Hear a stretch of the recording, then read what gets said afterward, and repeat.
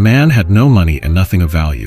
The only things he had were 9 wives. Every day he chose one wife to sleep with. The wives who were not chosen hoped they would be chosen next time. The one who was chosen, well, you know what happened. The next morning, she had to thank him for choosing her. The man also had 10 daughters. To tell his wives apart from his daughters, he made his wives wear red clothes and his daughters wear blue clothes. Every day, the wives and daughters did all the hard work.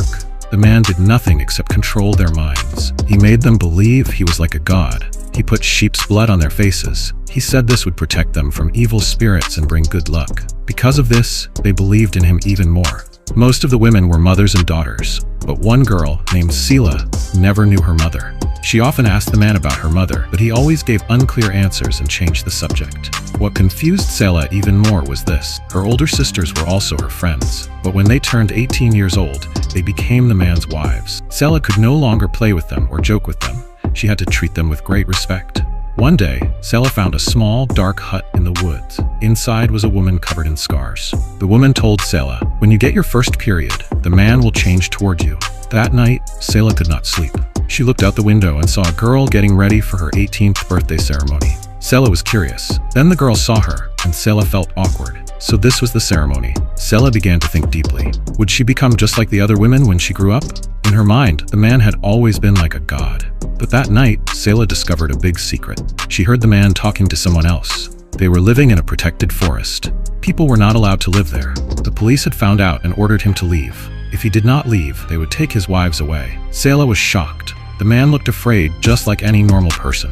The next day, the man told everyone, "The world is going to end. We must find a new home."